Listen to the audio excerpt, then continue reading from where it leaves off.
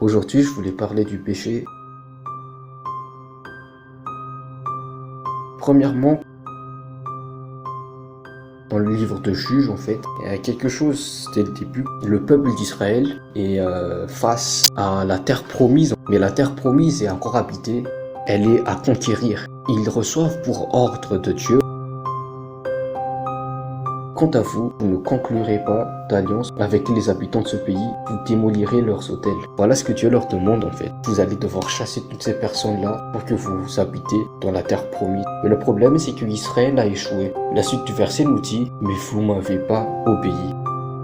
En effet, les tribus d'Israël, au lieu de chasser entièrement les habitants qui étaient là, ils ont fait des compromis avec ces gens. Ils ont conclu des alliances avec ces gens. Le problème de Dieu, en fait, ce n'est pas le fait que des étrangers cohabitent avec eux, mais ils avaient leurs pratiques, ils adoraient des idoles en fait. Et Dieu sait très bien que à un moment donné, c'est fort possible en fait que son peuple suive aussi les mêmes pratiques que ces personnes-là. Et on voit par la suite de l'histoire que c'est vrai. Israël a délaissé Dieu plusieurs fois et ils ont fait ce que les autres peuples font. Et Dieu, c'est un Dieu jaloux. Comme toute personne qui aime en fait. On est tous jaloux. On n'aime pas que la personne qu'on aime va avec une autre personne. Et Dieu, il est jaloux dans ce sens-là. Je suis votre Dieu. Je prends soin de vous et je prendrai toujours soin de vous. Mais s'il vous plaît, n'allez pas vers d'autres dieux en fait. Entre guillemets, petits dieux. Dès le début, Dieu, il impose déjà le fait que non, avant même que vous allez conquérir cette terre-là, je vous demande de ne pas conclure d'alliance avec ces populations parce que il se pourrait que vous allez déraper. Et moi, ça, j'aime pas. Je veux que vous soyez pour moi. Je prendrai toujours soin de vous. Je vous bénirai. Et d'ailleurs, Dieu, il est fidèle jusqu'à la fin. Ces gens, avec leurs pratiques, ils ont grandi au milieu d'Israël aussi et ça a causé beaucoup de choses. De la même manière que Salomon en fait. Salomon c'était le roi le plus sage qu'Israël a connu. Mais le problème de Salomon c'est qu'il aimait vraiment beaucoup les femmes. Et Dieu il a dit, moi j'ai pas de problème que tu prennes une femme étrangère. Moi mon souci en fait c'est que tu vas pratiquer, que tu finisses par faire ce qu'ils font aussi en fait et que tu m'abandonnes.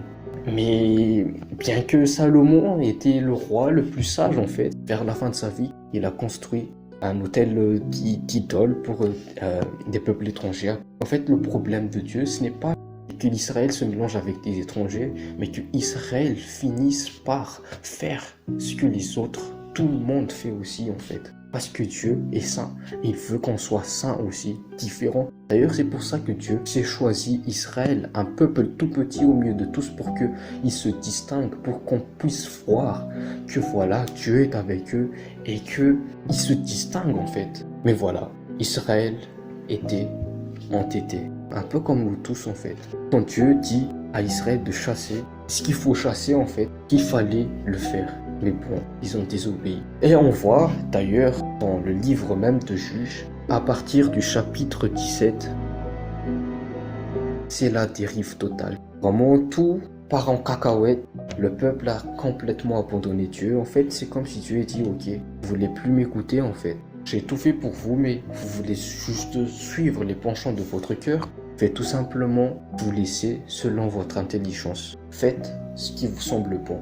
Et on voit à partir du chapitre 17 à combien Israël part en dérive. Il y a même un passage, un monsieur qui reçoit des étrangers et il a sa femme avec lui et par peur que ces gens-là le tuent, pour sauver sa vie, il dit « Moi je vous donne ma femme, mes filles sont aussi vierges, je vous leur donne, mais moi, ma vie, laissez-la tranquille s'il vous plaît, et faites ce que vous voulez de ma femme. » Et du coup, ils ont fait ce qu'ils ont voulu avec, ils ont violé sa femme. Après, la femme s'est retrouvée morte et le mari, il a découpé sa femme en 12 morceaux pour l'envoyer dans tous les tribus d'Israël.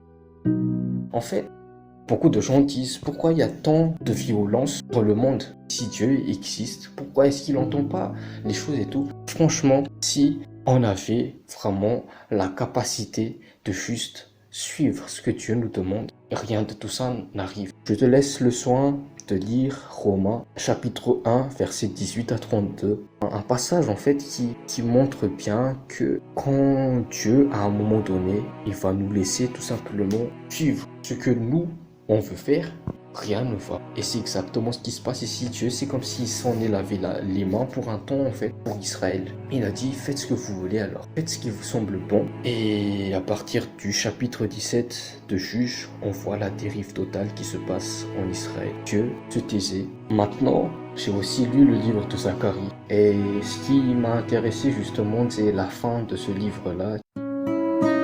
Zacharie chapitre 14 verset 21.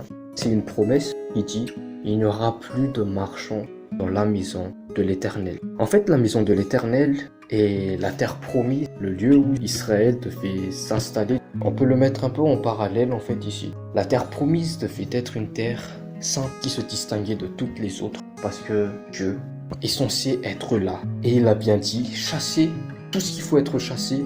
Parce que ça va pas être bon pour vous. Et exactement de la même manière, en fait, dans Zacharie, là, il va plus s'agir de la terre promise. Mais là, il y a une autre promesse, que dans la maison de l'Éternel, il n'y aura plus de marchands. C'est comme s'il fallait chasser aussi, en fait, toute forme de compromis qui peuvent souiller, en fait, la sainteté de Dieu, de là où Dieu va habiter la maison de l'Éternel. Et il y a un passage dans le Nouveau Testament qui montre un caractère de Jésus qu'on ne le voit jamais. C'est le seul moment où Jésus il se montre violent. Il est vraiment irrité en fait.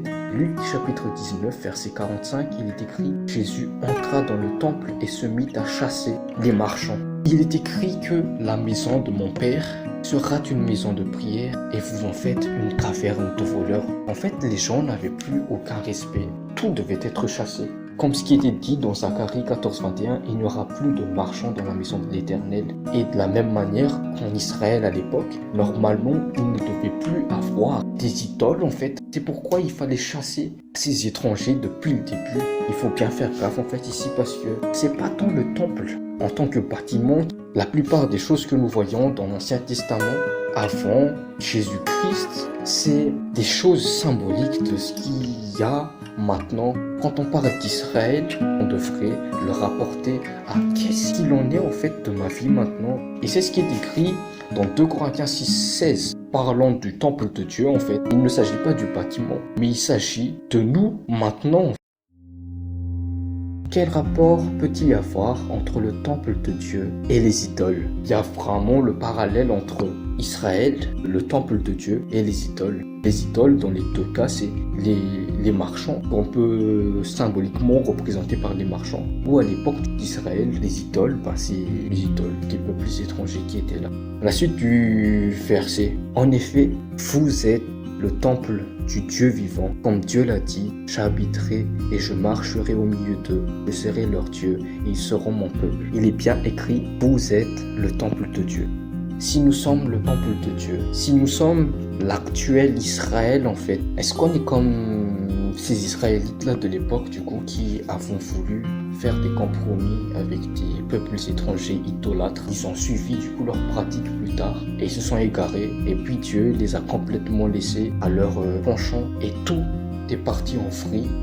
Puisqu'on est le temple de Dieu, est-ce que dans notre vie, on veut encore que la sainteté de Dieu soit bien rétablie? La Bible dit aussi, vous serez saints comme moi, je suis saint. C'est-à-dire qu'on est censé être saint, on est censé représenter Jésus-Christ en fait. Et si Jésus, quand il entre dans ce temple, ça l'a tellement irrité que ça l'a demandé de chasser tous ces marchands. C'est ce qu'il veut aussi faire dans notre vie en tant que temple de Dieu. Jésus aussi veut entrer dans notre vie pour chasser ces choses-là. Et lui seul peut le faire. On ne peut pas en fait être enfant de Dieu, se dire chrétien et demeurer toujours dans le péché.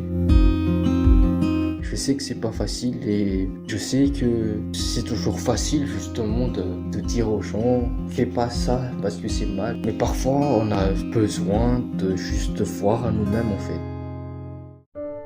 La Bible dit aussi, comment peux-tu dire à ton frère laisse-moi enlever la paille qu'il y a dans ton œil alors que toi-même tu as une poutre dans le tien. Mais d'abord, ôte le poutre qu'il y a dans ton œil et tu verras mieux comment tu pourras enlever la paille qu'il y a dans l'œil de ton frère. Je termine par un verset de Corinthiens chapitre 7. Puisque nous avons de telles promesses, bien-aimés, purifions-nous de tout ce qui souille notre corps et notre esprit et poursuivons jusqu'au bout la sainteté dans la crainte de Dieu.